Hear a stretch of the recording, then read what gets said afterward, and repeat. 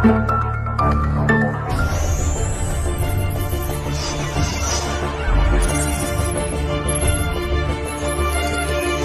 wala ng ating CCN, FBI, Central Communication Network Incorporated, pagsunod sa komunikasyon ng neutralidad, pagtupad sa paghatid ng balita, pagkawalang kinikilingan, CCN News Filipino News Channel TV 83.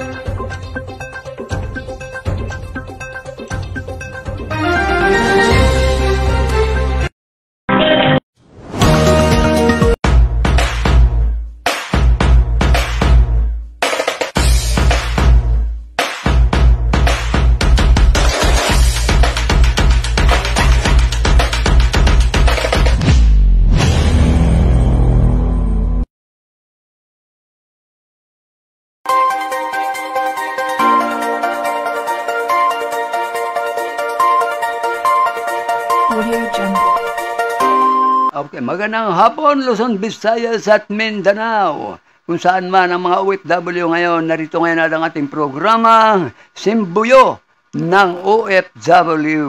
Ang inyong lingkod po sa Mel Castillo, ito po magbubroadcast sa inyo, ipapaalam po natin ang atin pong nagawa o nagampanan na kapangyarihan natin dapat ay atin pong paninindigan. Kaya nga mga OFW, ako pinananawagan sa inyo na sana sa bawat barangay, siyudad man o munisipalidad o probinsya man o rehiyon, kinakailan magbuo ng set of officers para mabilis natin mapakinabangan ang pera na ating inambag ng ating bansa na 38 billion US dollar. Yan ito, kulang-kulang 3 trillion yan. So ngayon, kailangan natin yan maano natin sa bawat lugar kung saan pan tayo naroroon. Yung taga roon man tayo, kayo mismo makikinabang hanggang sa barangay yan. Hindi po pwedeng tatanggihan tayo. Accredit natin yan. Ang inyong nabubuo dyan na samahan ng Kadampi International OFWs, kailangan natin naka-registered na yan. Bibigyan ko kayo ng kopya niyan kapag nakapagbuo na kayo ng set of officers. Kahit 15 lang. Tapos mga members, saka na lang ngayon. Ngayon, pag pag na-accredit na yan, hindi na kayo problema sa mga puhunan kung paano magnegosyo dyan sa inyong lugar. Kaya nga, kailangan natin maintindihan natin to. Ito'y hindi pinapaliwanag ng DILG. Kaya meron po tayong, kailangan matandaan po natin kasi meron tayong 17 regions. Meron tayong 81 provinces. Meron tayong municipalities na 4,493. At meron din tayong mga syudad na 493. At ang barangay natin ang pinakamalawak dahil 42,027. So kinakailangan natin ang bawat barangay magkaroon ng set of officers ng Kadampi International OFWs. Magbuo po kayo dyan at rehistrado na yan. Huwag kayong mag-aalala at kayo bibigyan po kayo ng ating registered na naka-registered na sa SEC. At meron din tayong diaryo, may diaryo rin tayo na meron na tayong DTI. Kaya huwag tayong kayo mismo ang magre-report dyan sa kabalbalan ng mga opisyal na inyong hinahalal na hindi gumagampan ng tama sa kanilang tungkulin. Pasisibak natin yan. Meron tayong kapangyarihan yan. Ipairal natin ang nakasaad. It is very well prescribed in our Constitution that the civilian authority is the most powerful over than those elective officials, military and policemen. Kaya huwag tayong matakot dahil binigyan tayo ng higit na makapangyarihan. Kaya kinakailangan natin gampanan ng maayos din ang ating samahan, ang ating organisasyon para wala nang mag-abroad. Kawawa yung ating mga pamilya. Lalayo tayo. Samantalang mayaman ang bansang ito. Kinukurakot lang ng mga halal na opisyal natin. Ilan niyang mga kurakot na opisyal? Tinotal ko lahat yan ay merong 374, 888 mga kurap na opisyal yan.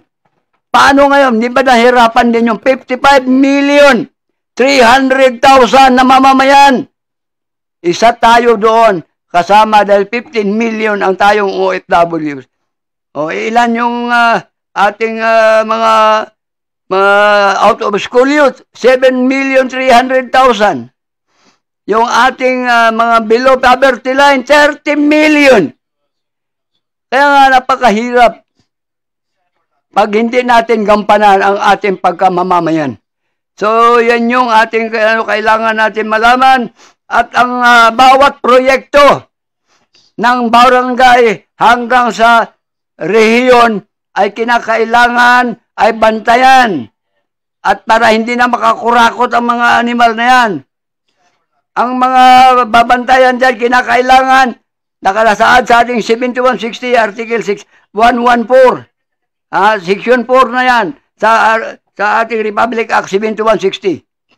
Nakasaad dyan na kinakailangan ang bawat proyekto, ang mga development plan ay kinakailangan with the approval of the Barangay Development Council. Kasama po ang taong bayan dyan. Kaya nga pag napili po tayo ang ating barangay, ang mga kadampi ng katarungan ay ano yan sa dyaryo. So, kailangan natin para i-dyaryo natin yung mga yan. Hindi po pwedeng hindi, kailangan natin birds of an eye. Alam mo yung kanilang ginagawa. Hanapin yung archives nila. Pag wala silang archives, mananagot sila dyan. Kailangan obligasyon yan. Yan ay obligatory na magkaroon ng mga archives.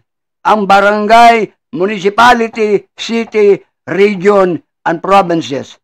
So, kinakailangan natin maintindihan natin to. Huwag tayong matanga-tanga dahil wala pang doktor na dalubhasa sa mga tanga. Kaya huwag tayong magpatanga-tanga. Kailangan natin manindigan bilang isang mamamayan ng bansang ito. Kaya kung hindi lang sana binago at ginago ang ating pangalan ng ating bansa, maharlikan tayo, maharlika. Hindi tayo Philippines. Kaya paulit-ulit kong sinasabi yan dahil yan talaga ang tunay na history ng bansa natin. Kailangan huwag tayo sunod-sunuran sa mga animal. Sila ang pasundin natin. Dahil ang Tagalog ng public servant ay hindi serbisyo publiko. Kastila yan. Ang Tagalog ay alila ka ng taong bayan, animal ka. Kaya huwag mong gaguhin ang mga mamamayan. Pag naggalit na sa inyo ang mga mamamayan, umanda kayo, pag hindi kayo tinuli-uli, nako, aywan ko lang. Ayusin na natin to mga kababayan. Lalo na tayong mga OFWs kasi kailangan dito may approval po na sa development plan. Kailangan mayroong approval na sa development council. Pag sa barangay development council. Pag sa municipality, municipal development council. Pag sa city development council. Pag probinsya, provincial development council din ang mag-aproba. Kadama ang taong bayan yan, ha?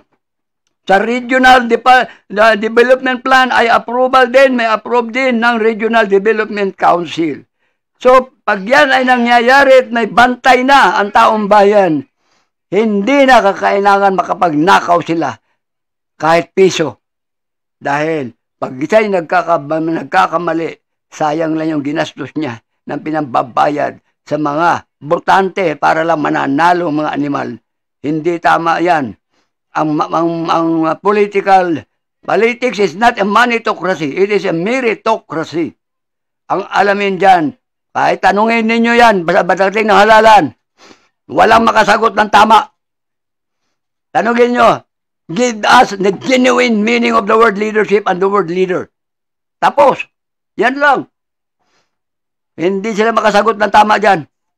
Huwag iboboto yung mga ganung mga gago yung gaguhin ng tayo niyan. Kaya kailangan natin matuto na tayo, ha? Huwag tayo na sa loob ng nicho tayo matuto. Nako, delikado yun. 6 feet below the ground ka na, doon ka pala matuto. Sino magtuturo sa inyo? Di yung bulate. Huwag tayong ganun. Kailangan, habang tayo mayroon pang buhay na pinagkaloob ng Allah, ng Panginoon, ay kailangan natin, paninindigan natin yan upang sa ganon na tayo ay hindi nila maililigaw. Kaya, mga OFW, magbuo na kayo dyan, ha, ng samahan. Tawagan mo lang ako. Tawagan nyo lang ako.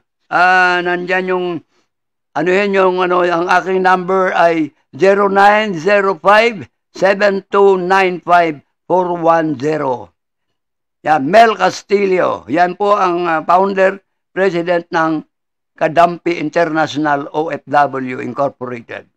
So, kaya malinaw po yan. Meron po tayong pag naayos na po yan, dalahan po natin ng natin to? Ha?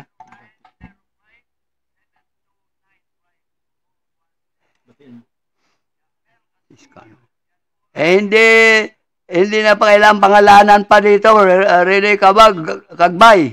Hindi po pwedeng pangalanan natin ito. Basta sila, ikaw mismo, nakasaksi. Hindi yung tatanong-tanong ka pa.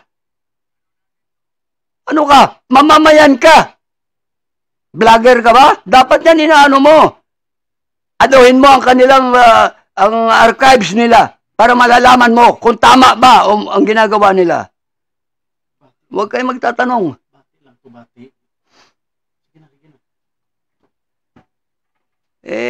Kailangan natin dito.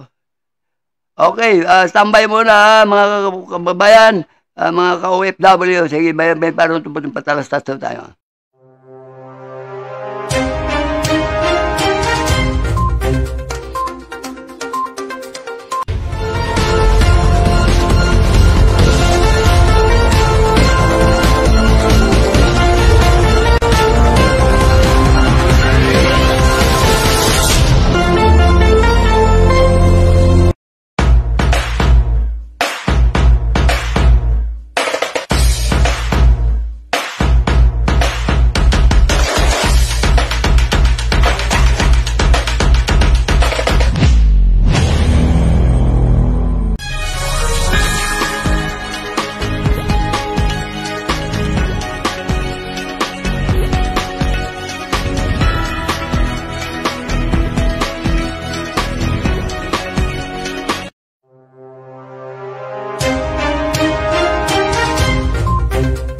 Okay, papatuloy po natin mga kababayan, mga OFWs na nakikinig ngayon. Meron lang po naka-interrupt sa atin. Hindi naman natin maiwasan yun dahil pag nagsasalita naman tayo, hindi kasi mga tanong, iba eh.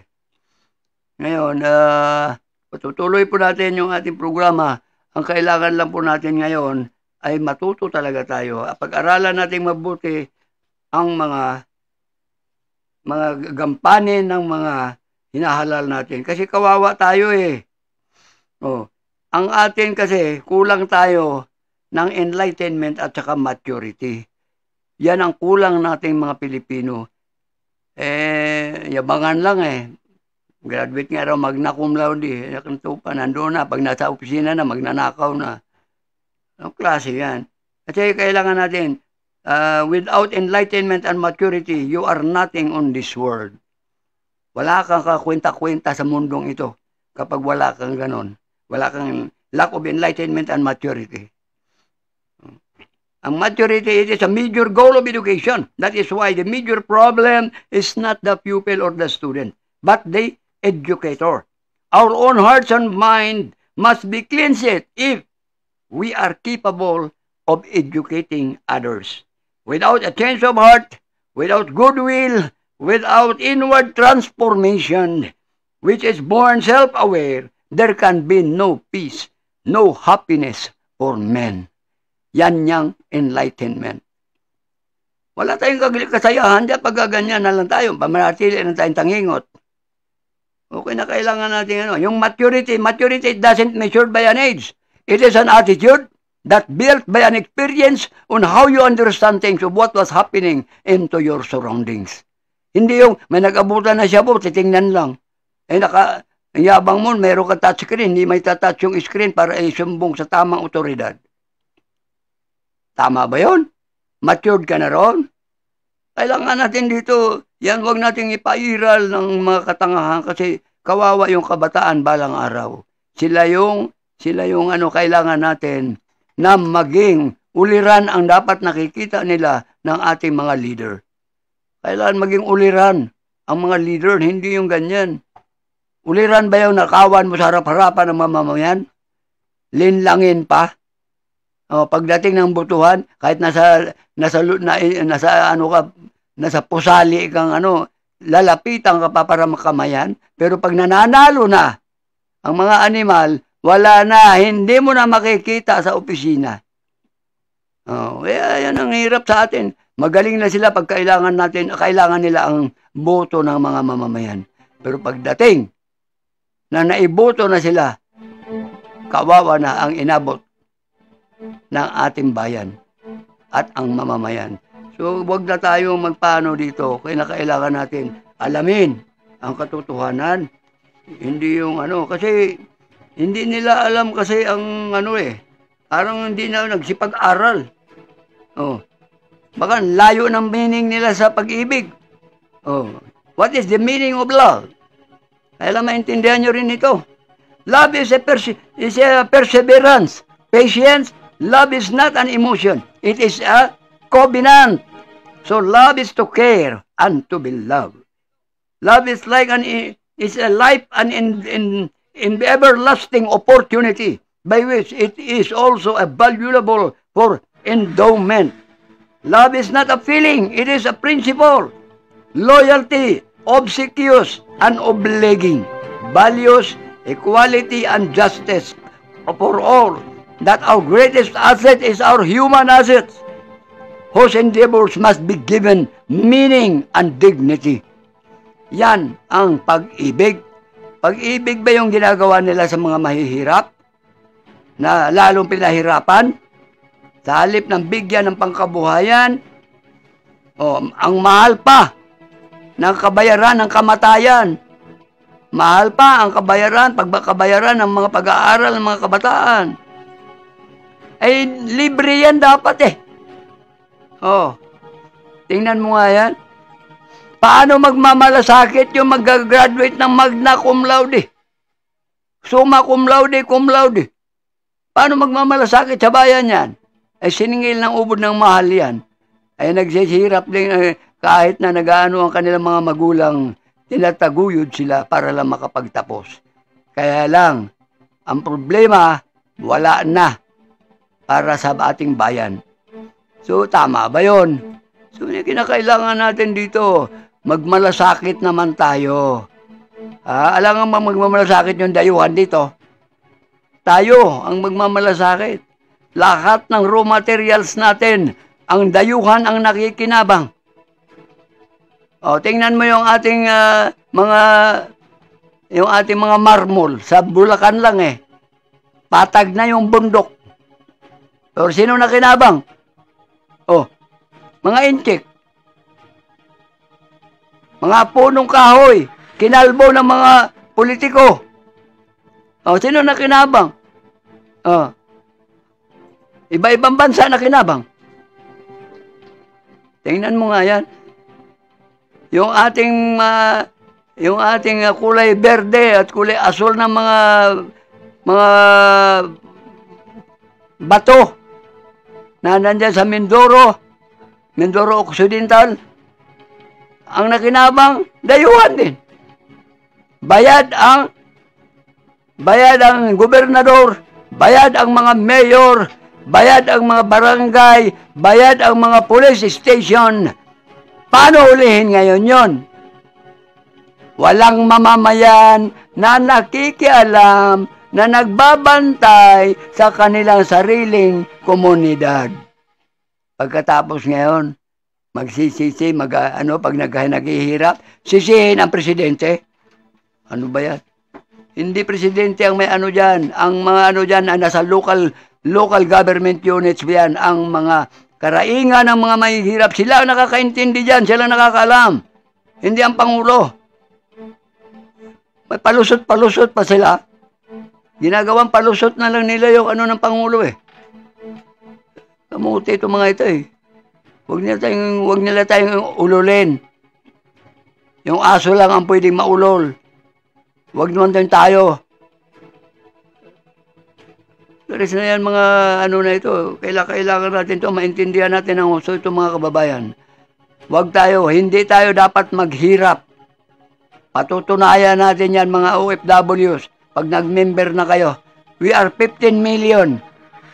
Titiyakin ko sa iyo yan. Papugot ang ulo ko kapag hindi naging bilyonaryo ang bawat isa sa atin.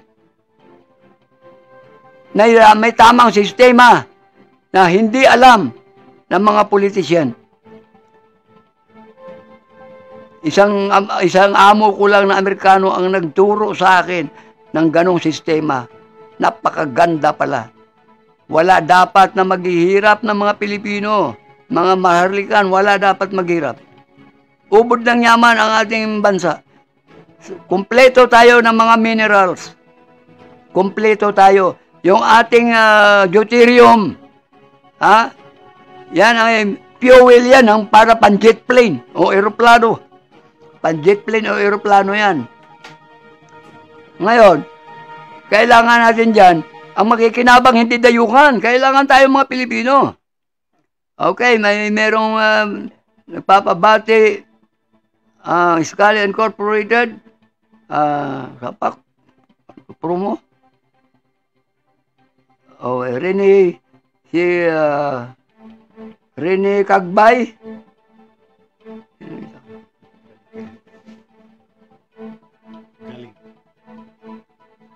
Galing kay Rene. Galing kay Rene. Kasi Biden lang. Hindi ko mabasa.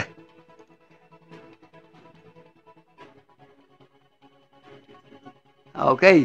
Basta tayo, magsama-sama lang tayo. Tayo nagpapabati. Okay. Maraming salamat. At may ganun tayong magsasama-sama, magkaisa tayo upang sa ganun ay tayo po tayo talaga ang maghahalukay sa kawalanghiyaan. Kailangan galing kay Rene Kagbay itong pagbabati natin dyan sa Scanner Incorporated. Maraming salamat sa PAC Primo. Okay. Maraming salamat sa inyo At sana makikinig tayo lahat para upang sa ganon maintindihan natin to. Nandito po kabisado po namin yan kasi meron po kaming dyan, samahan yung Article 64 Movement of the Philippines. Yan ang RA 7160 yan. So, nakalagay nga dito, mga proyekto nga ng mga elected officials, they can never formulate without the presence of the constituency. Kaya nga, merong approval dapat ang mga development council. So, pag wala yun, hindi sila po pwede. They can never formulate. Doon, pwede nating habulin sila. Pwede nating sibakin sila. Kasi sibak natin sila. Ganon yan. Ang mga gobernador, mayor, 100 lang ang pipirma dyan na mga organisasyon na rehistrado. Ang barangay, 50 lang ang pipirma. Ay, sibak na yan. Basta, kailangan natin kumpletong ebidensya na hindi sila makapag-deny. Kaya, doon pag walang archive sila, dyan, palpak na sila dyan. Kailangan merong archives yan. Ang bawat barangay, municipal, city, at ang provinces at saka ang region. Kinakailangan merong may archives yan. Nandyan ilalagay ang mga dokumento kung ano yung pinagagawa nila upang sa ganon ay masaya ang mga mamamayan dahil makikita nila ang tunay na kapakinabangan. Hindi sila nililin lang. So, kailangan natin dyan ay hindi yung paano ngayon o ano ngayon yan. Pag may project ang isang congressman, 50% kaagad sa kanila. 7% ang mayor, 5% ang DILG, 3% ang mga barangay. Magkano na napupunta sa kontraktor? 35% na lang. Tapos, kaya walang maayos na mga kagamitan. Hindi maayos. Substandard ang gagamitin para kumita naman yung kontraktor. Kaya panay na lang gawa, panay gawa. Dahil may porsyento sila. Yan ang natin. Hindi nababantayan ng tao yan. Kasi, hindi pinapapirmahan sa ating mga council. Oo. Ngayon, kailangan pirmado dapat yan. Hindi sila makapag-ano ng mga proyekto hanggat walang perma ang mga councils. Kailangan yan, maanuhan natin yan. Hindi po pwede yan. Pag walang perma ang mga development council dyan, hindi po pwede.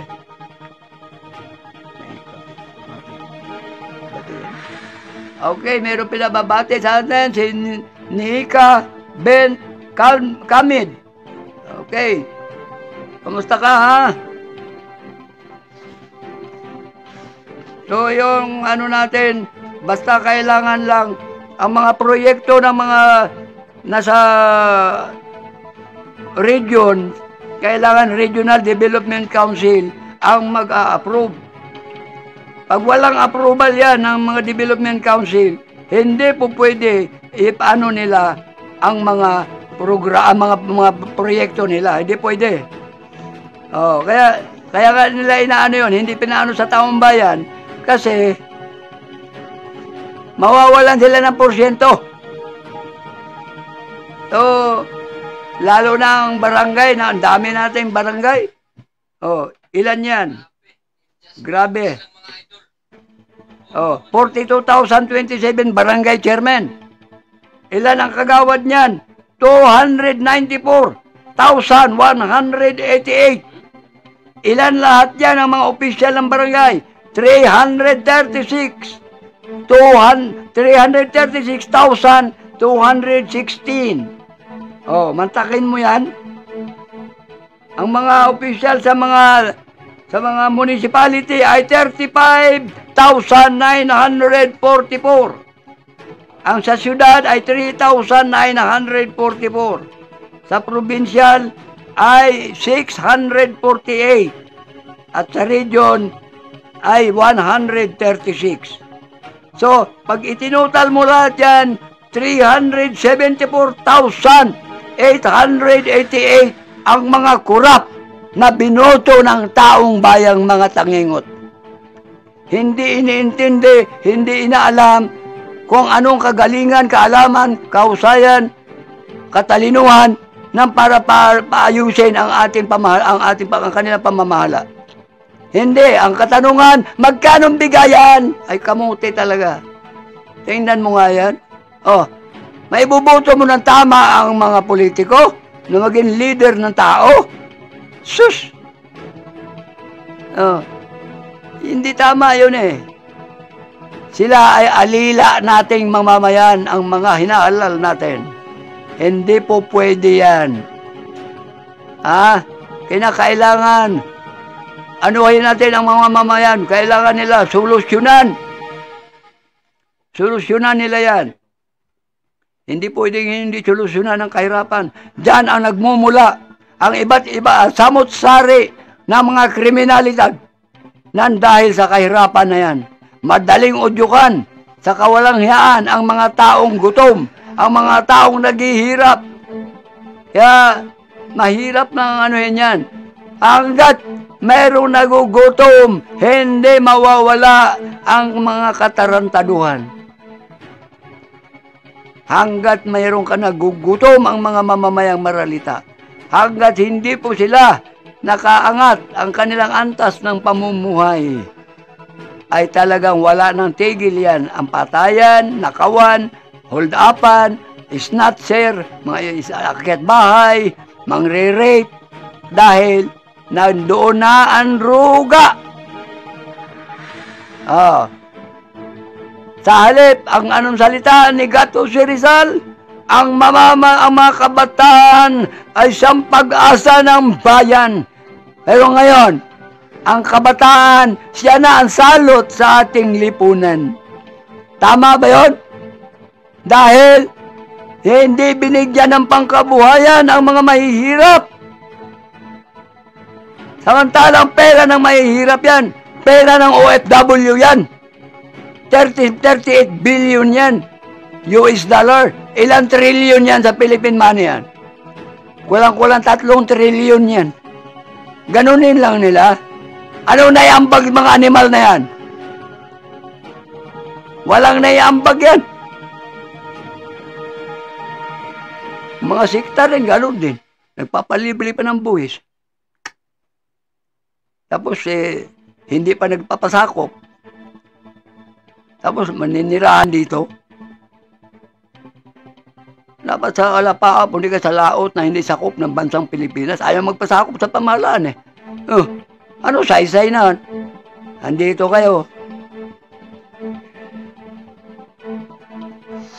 Pagka dating ng eleksyon, may billionaire na naman kayo kasi magbibigay yung mga trillionaire na mga aspirante.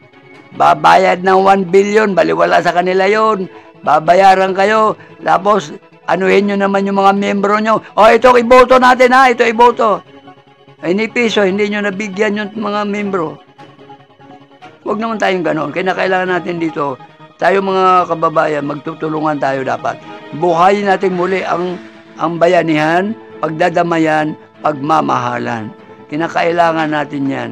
Hanggat wala yan, mahihirapan ang bansa natin.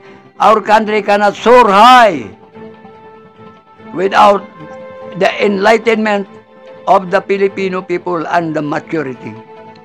I have given you already the genuine meaning of that two kinds of word. So, hindi kailangan natin dito, huwag tayong magiging tatanga-tanga. Nag-aral tayo, huwag tayong tatanga-tanga. Hindi ganyan. Kailangan natin, gamitin natin yung pinag-aaralan. Ngayon, pag may tinanong ako dyan, how can you prove that you are really a genuine Filipino citizen? Ang tanong, ang sabi, dito ako pinanganak. Dito ako lumaki. Dito ako nagtapos ng pag-aaral. Dito ako nagpakapamilya. Pilipino ka na nun. Bakit daw? Nasaan 5 pillars yan? 5 haligi yan na para maging isang tunay kang Pilipino. Ano-ano yon? I-recite mo ang Panatang Makabayan. Tanungin mo sarili mo kung ang lahat ng binanggit mo ay iyong ginampanan. Kantahin mo ang Lupang Hinirang. Isa-isahin mo ang lirika. Tanungin mo rin ang sarili mo kung nagampanan mo bilang tunay na Pilipino ka. O Pilipina. Yung 8 norms of conduct. Yung 6 values. Yung 16 code of ethics. 5 yan. Isa-isahin nyo yun. Tanungin nyo ang sarili nyo kung tunay kayong Pilipino. Kamuti kayo eh.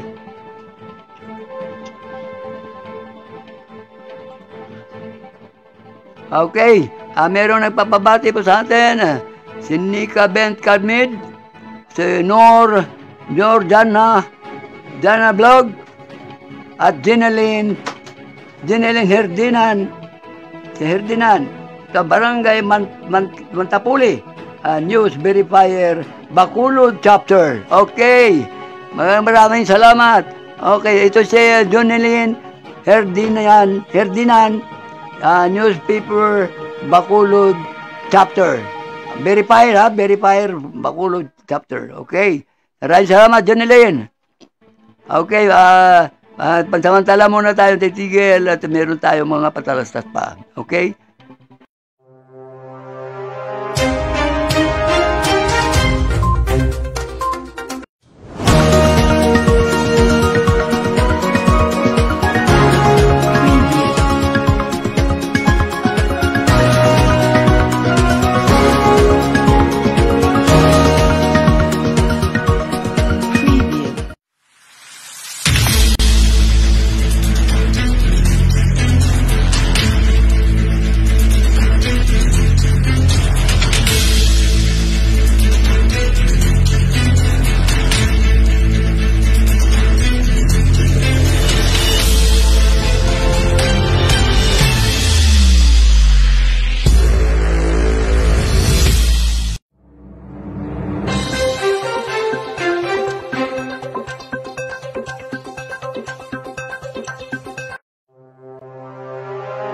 pagpatuloy natin ang ating programa at medyo malapit natin na tayo makatapos.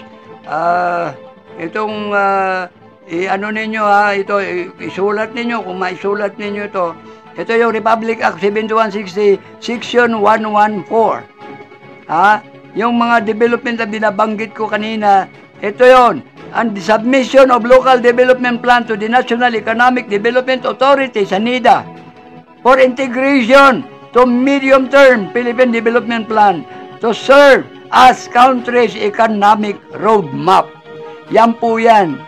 Yan po yan ang ano, kaya yung binanggit kong yung mga ano na yan ay talagang kailang bantayan natin to. The flow of plans as mandated by House of Representatives basis for annual budget and World Bank for grants and loans. Yan. The NEDA's Medium-Term Philippine Development Plan. Yan yun. Kaya nga kailangan mahalaga na ang pag-ano dyan, kailangan merong approval ng mga development council sa bawat lugar, bawat barangay, bawat munisipalidad, bawat syudad, at bawat probinsya, at bawat rehiyon. So, kinakailangan dyan may approval ng development council yan. Kasama ang taong bayan dyan. So, hindi po pwede na hindi ang taong bayan dyan, hindi kasama. Dahil sila po ang ating mga utusan. Sila po yung alila natin sila. Serbisyo sa publiko, serbisyo ka, ano ibig sabihin nun? Pagtagin tinagalog mo yan, Kastila naman yung binanggit na yon. Kaya, maingat tayo sa dahil pag-iintindi. Sana maintindihan nyo po ito. Tayo po yung nalalapit na matapos. At yung ating mga kasamahang OFW dyan, itong panawagan ko po sa inyo, mag-obliga po tayo na mag-member po tayo, ay sa next Friday dalahin ko na yung registration natin sa SEC at yung certificate na yon at ang yung sa dyaryo din natin na ano sa DTI. So pipilitin natin na mag-membro po tayo para sa ganon doon natin mapatunayan, mapapahiya sila lahat yung mga yung mga aspirante na magiging manunungkulan sa ating bayan. Ingatan natin yon. Kaya sana panawagan ko sa inyo, nasaan man kayo, kung nandoon man kayo sa ibang bansa, international naman itong ating organization yung nga Kadampi International OFWs Incorporated. So ito yung kailangan natin.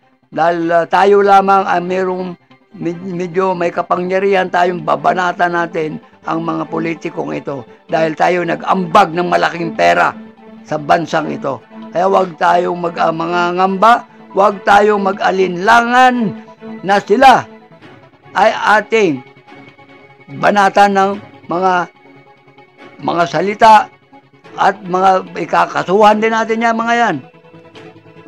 2 mayor na yung kinasuhan ko Okay, aming organization na Article 64, Movement of the Philippines.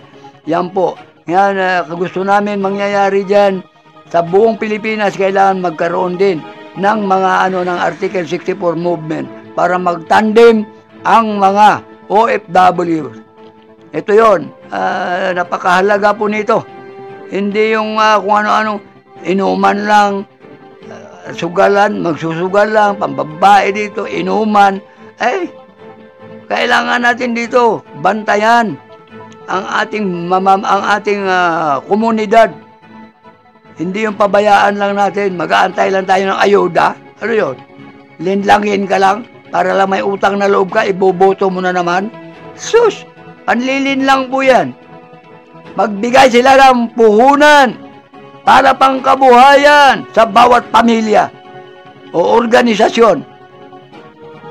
Maganda yung organisasyon kasi grupo na sila. Bawal sa batas yung individual na ipagkalooban ng mga puhunan. So kinakailangan magsama-sama para mabuhay muli ang ating sinasabing bayanihan. Magtutulungan yan pagtutulungan, pagdadamayan, pagmamahalan, ang ipairal upang uunlad at mapailan lang ng matayog ang ating bansa. Hanggat wala tayo, hindi naging industrial country ang bansa natin, malabo pa sa kape. Wala. Hindi uunlad ang bansang ito. Kahit napakayaman. Tayo lamang ay tinatarantado ng dayuhan. Kasi mga bayaran ang ating ahensya ng pamahalaan. Oh, tingnan mo nga. Kung hindi bayaran yung mga yan, hindi maglakas loob ng mga animal, mga dayuhan na yan. Ay bayaran eh. Oh, mahilig sa paying under the table. Wala silang pakialam. Bahala sila sa mamamayan.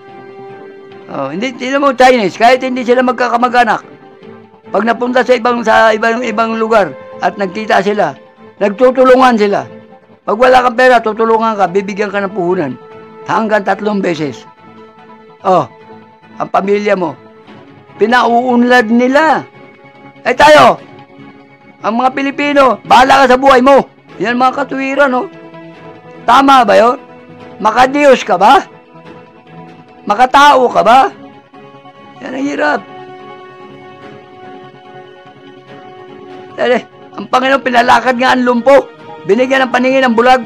Binigyan ng pagsasalita ang mga utal. Binigyan ng pandinig ang mga bingi. Ang higit sa lahat, binuhay ang mga patay. Ikaw na may paniwala kang may Diyos ka sa buhay mo, animal ka. Bakit hindi mo may paangat ang antas ng pamumuhay ng mga maralitang mamamayan? Oh.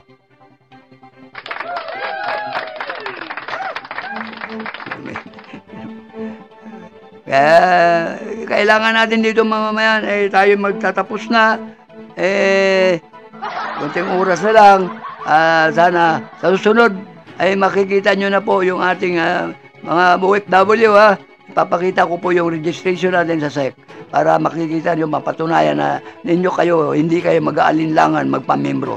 Basta pag nagpamembro kayong lahat, itong 15 million, we are a billionaire. Tandaan nyo yan.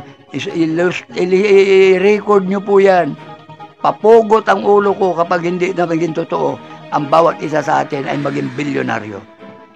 Dito natin patunayan, hihiyain natin ang mga elective officials natin. Papahiyain natin sila. Oh, di ba? Nasaan yung aming pera na kulang-kulang 3 trillion? Ha? Maraming napatay ng mga OFW. Nakatulong ba kayo? Wala, puro lang kayo ngak-ngakan dyan sa Senado. Siraan kayo ng siraan. Yan bang binoto namin na magsisiraan lang kayo? Solusyonan nyo ang problema ng taong bayan. Hindi yung puro ngak-ngakan lang kayo. Sana maputulan ng dila sa inyo. Hindi tama yung ginagawa ninyo. Mahiya kayo sa taong bayan na kayo ay hinalal. Pagkatapos ganun lang ngayong gagawin ninyo? Bangayan kayo ng bangayan? Siraan kayo ng siraan? Hindi kayo magkaisa paano natin solusyonan ang kahirapan ng mga mamamayan natin? Hindi nyo magawa yun? Mga ano kasi magnanakaw kayo eh. Gahaman. Ha? Karamihan sa inyo gahaman eh. Lakas na loob nyo dahil ang mga botante ay bayaran ninyo. Oy, hindi na po pwede sa amin sa OFW yan. Ni isang OFW walang buboto sa mga tarantadong mga politiko. Tandaan nyo yan. Kala ninyo ha, kami nagpakahirap. Iniwanan ng pamilya para lamang mabigyan namin ng magandang pamumuhay ang pamilya. Pero kayo, anong ginawa ninyo? Nandyan sa PIDAP, dapat wala ng PIDAP. Tanggalin na dapat yan. Hindi naman nakakatulong. Tagagawa lang kayo ng batas eh. Oh, may sweldo naman kayo. Ba't may kailangan pa ninyo yung may pidap-pidap pa kayo? Magkano isang senador? 1.3 billion? Oh, magkano ang isang mga tag-300 itong sa lower house? Oh, magkano ang bawat isa sa kanila? 160 million! Ay, nako. Kaya, yung mga mayayaman, yan ang nagahari sa politika. Dahil bayaran ang mga mamamayan. Ngayon, pag natuto ng mamamayan, kamuti kayo abutin. Hindi na uubra yung kalukuhan ninyo, hindi na kami mababayaran ninyo. Magbigay man kayo. Salamat. Pero hindi kayo, kung binigyan nyo kami, iboto namin kayo. Hindi na, oy. Para madala naman kayo. Kala ninyo, ha? Hindi habang panahon maging tanga ang mga Pilipino. Ayusin nyo mga ano ninyo. Okay. Malapit na. Isang minuto na lang. Segundo na lang. Maraming salamat. At ako'y nagpapaalam na po sa inyo, mga mahal sa buhay. Itong mga mahal ko talaga ang mga OFWs. Kaya nga, maraming salamat sa inyong pakikinig. At sa susunod na sa Biyernes muli, tayo po ay magpapakinig sa bawat isa sa atin. Maraming salamat sa inyo. Magandang hapon po sa inyo lahat. Sa mga kapatirang Muslim, Assalamualaikum. Okay.